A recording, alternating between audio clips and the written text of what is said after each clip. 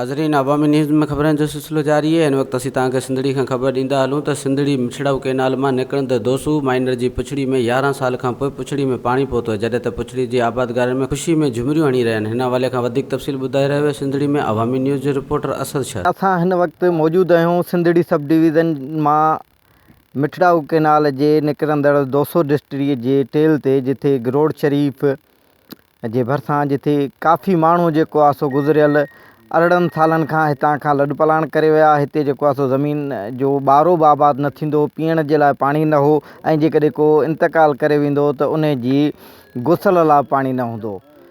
उन सिलसिले में 18 सालनि खां बाद में पहिरियों दफ़ो जेको आहे सो हिते पाणी पहुतो आहे। उन जो हितां जा रवासी मेन क्रेडिट सखर हाई कोर्ट जे उन्हनि हिदायतुनि खे ॾियनि था, जंहिंजे हिदायत ते मिठड़ाऊ कैनाल ऐं ॿियूं जेके लाॻापियल आहिनि उन में डायरेक्टर जेको आहे सो नारा कैनाल आहे मंसूर मेमण, उन जेके वाटर कोर्स आहिनि उन्हनि जूं पुराणियूं डिज़ाइनूं जेके आहिनि से रिमूवल कयूं आहिनि। उन सिलसिले में अॼु असां हिते गिरोड शरीफ़ भरिसां पहुता आहियूं। हिते जे आबादगारनि खां पुछंदासीं त हुननि जो इन सिलसिले में छा चवणु आहे। जॾहिं 18 सालनि खां पोइ पाणी पहुतो आहे त हुननि खे केतिरी ख़ुशी महसूसु थी आहे ऐं हू अॻिते कहिड़ी उमेदु रखनि था। पाणी ते अची वियो आहे, असांखे इहे ख़दशा अथनि त इहे कंटिन्यू पाणी रहंदो या कोन रहंदो। असांखे इहे ख़दशा हीअं चओ हीअं पाणी वांदो आहे, हीअं फसल कंहिंमें हले कोन पियो।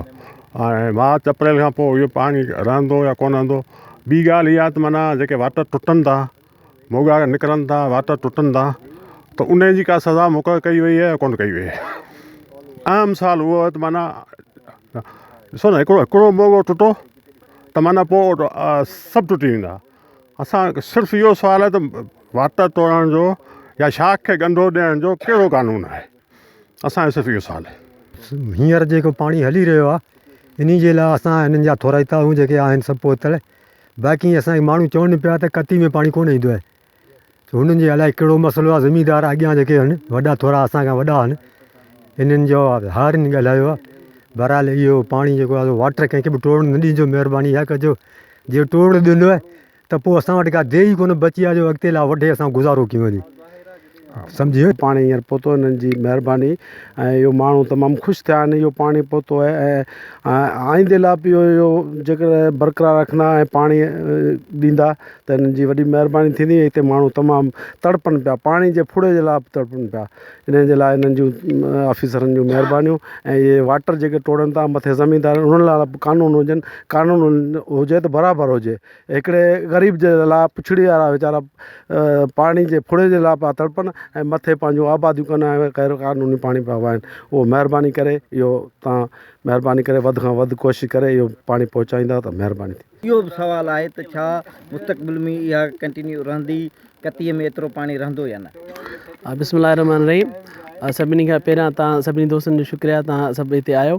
बिल्कुलु उन्हनि जी जेको आहे सो जेके पोएं बैकग्राउंड में ॾिसिजे त काफ़ी सालनि खां जीअं हू पाण दोस्त ॿुधाइनि पिया त असां वटि पाणी न आयो आहे, त उन जे हवाले सां हिननि जा ख़दशा ज़रूरु आहिनि। पर हिनमहिल इंशाअल्लाह ताला तव्हांखे असां अश्योर करायूं था त हिनमहिल असांजो जेको वर्दी डायरेक्टर आहे मंसूर मेमन साहब, असांजो एक्सियन अनवर सियाल साहब, या असांजी जेकी पंहिंजी सब डिवीज़न जी इंटायर टीम आहे, दारोगा बेलदार, सभिनी महिनत कई आहे। ऐं अलहमदिल्ला 64 जा 64 जेके वाटर कोर्स आहे सभु असां डिज़ाइन कया आहिनि। ABM ब्लॉक नया हया आहिनि, उन्हनि खे RCC फ्रेमवर्क पंहिंजे बेस में बि ॾिनो आहे ऐं वाल्स में बि ॾिनो आहे, ऐं फ्रेम जे मथां बि चारों तरफ़ असां RCC कयो आहे।